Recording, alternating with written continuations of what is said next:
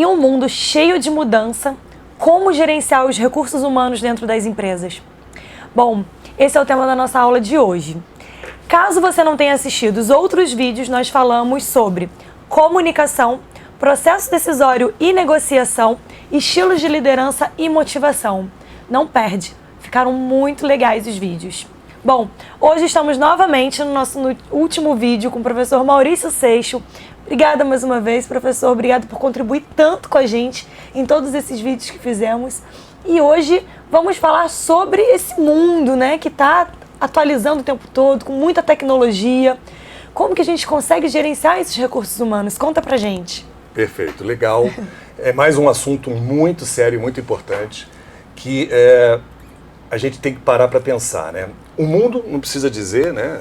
A mudança, ela ocorre cada vez mais rapidamente, né? Tudo muda toda hora. E dentro da empresa, a única certeza que a gente tem é que aquilo que acabou de acontecer vai mudar. Vai mudar daqui a pouquinho de novo e depois vai mudar de novo, e assim. E quando a gente pensa em mudança, ela tem alguns fatores que não tem como voltar atrás. Por exemplo, o mundo cada vez mais está voltado para a inovação. Certo?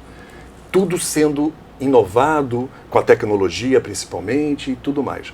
Pergunto, existe alguma possibilidade dessa velocidade da inovação reduzir? Acho que só tem a aumentar, né? Só tem a aumentar. Consequentemente, a velocidade de que as coisas mudam também só tende a aumentar. Ela vai reduzir? Também não. E com isso tudo aumenta a competitividade, né? Porque cada vez mais as pessoas precisam criar, inovar, ser mais rápida para poder competir com o outro, as organizações principalmente, e a gente também, porque cada um de nós, você que está aí, não deixa de ser uma empresa, né? Uma empresa que presta algum tipo de serviço. Verdade. Então nós temos que estar totalmente atento a isso. E entender que não adianta reclamar de mudança. Eu ainda vejo gente falando assim, nossa, mas mal aconteceu, mudou de novo. Você está falando o óbvio. Vai mudar e vai mudar de novo. Mal me adaptei, né? Mal me adaptei e já mudou de novo.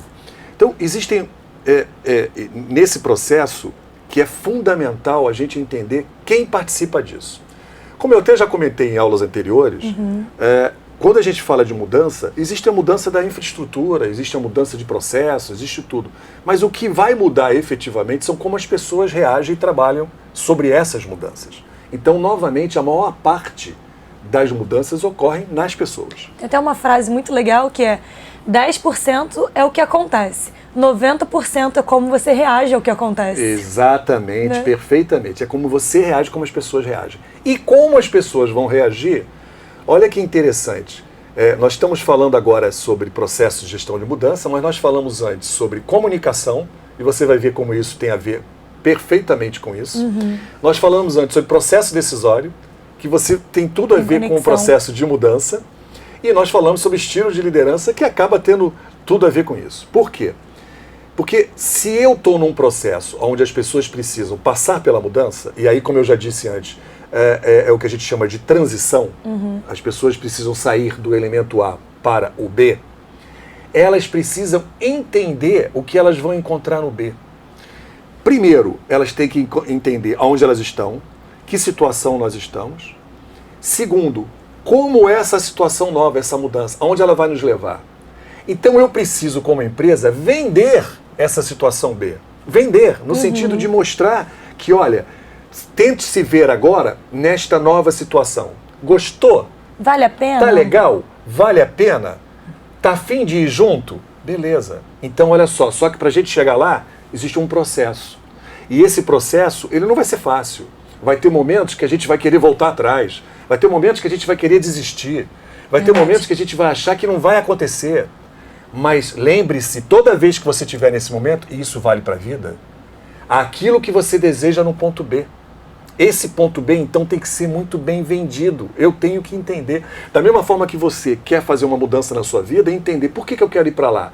Porque lá eu vou me sentir muito melhor, muito mais realizado, muito mais feliz. Isso tem que estar o tempo todo na minha cabeça, porque eu vou passar por problemas que eu vou ter vontade de desistir. Mas é olhando para o futuro que vai fazer com que eu possa chegar lá. Na empresa não pode ser diferente. Eu tenho que vender esta situação nova.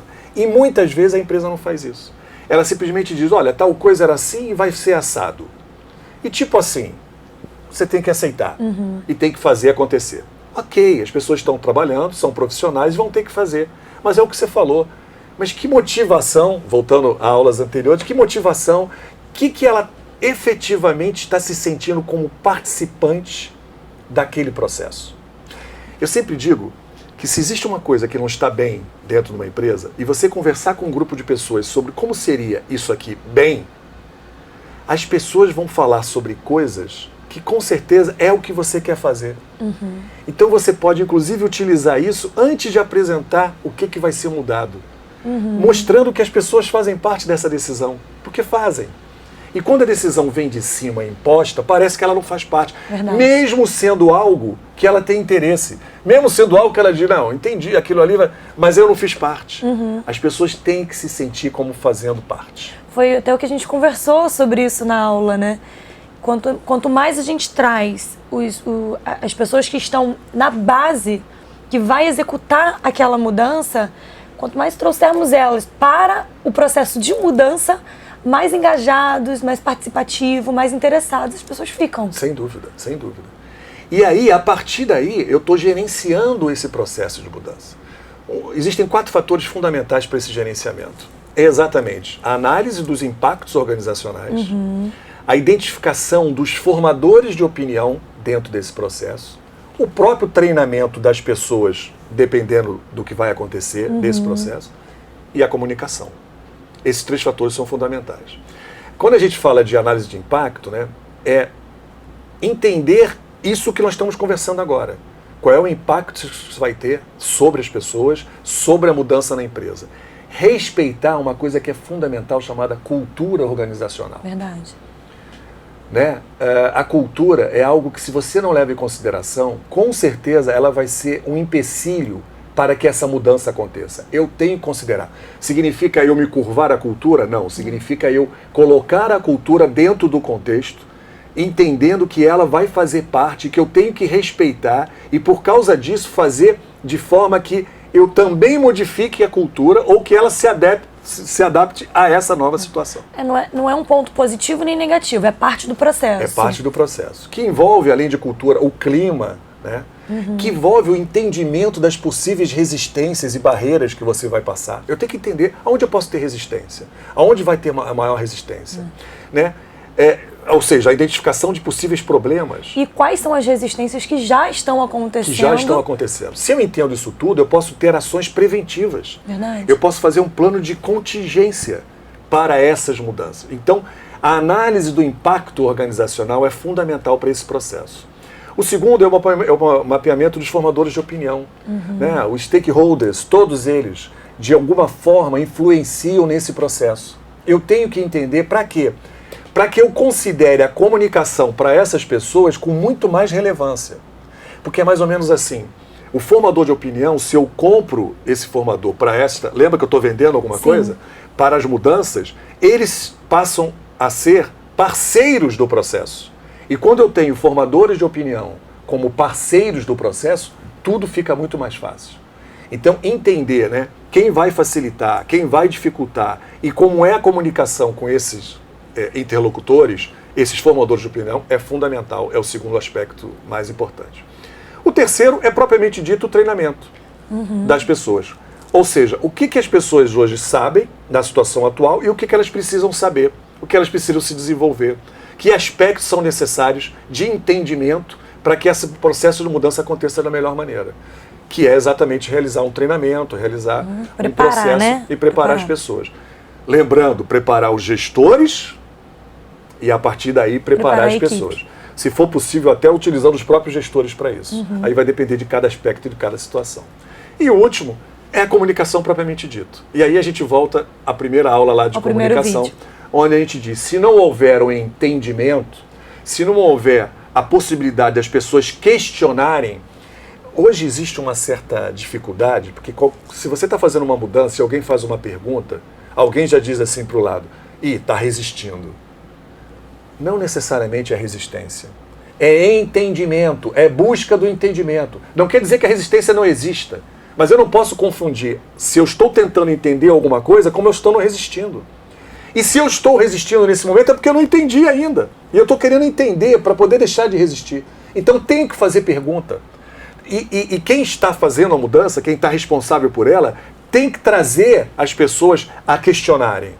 Exatamente porque através dos questionamentos a gente vai eliminando eventuais resistências. E entendendo as dores. Entendendo as dores, entendendo por que ele está com essa preocupação.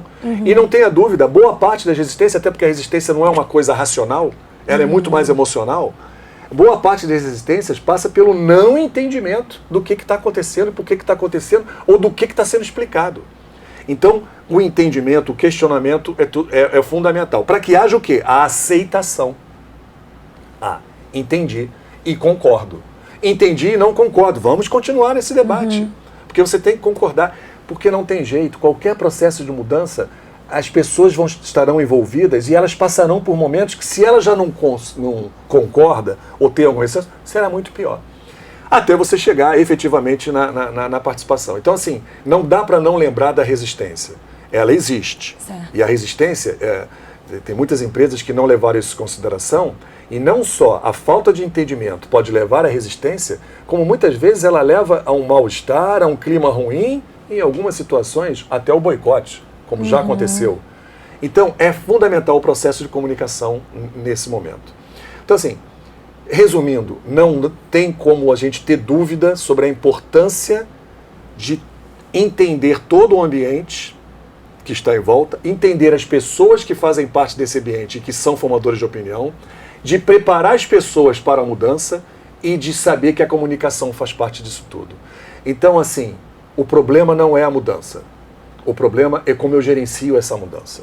E isso é que é fundamental.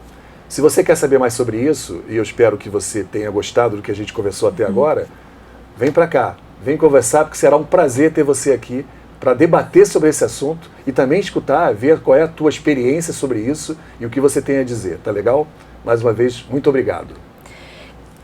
Professor, muito obrigada. Muito obrigada por ter aceito o nosso convite, vir aqui conversar um pouquinho com a gente. Ótimo. Foram 4 vídeos incríveis. Se você não assistiu, volta lá, assista, porque vale muito a pena.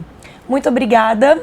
Lembrando que a EduDep, em parceria com a UFRJ, nós possuímos alguns cursos de MBA, tais como gestão empresarial e gestão de liderança, gestão de pessoas e liderança. Vale muito a pena você vir conhecer a gente, vale muito a pena você saber mais um pouquinho do quanto que o nosso MBA pode agregar para a sua vida, assim como agregou para a minha. Logo nos primeiros vídeos, eu contei um pouco da minha história. Então, se você não assistiu, vai lá, assista e veja o quanto que esse curso está fazendo diferença na minha vida profissional. Muito obrigada, esperamos você no próximo vídeo e um beijo!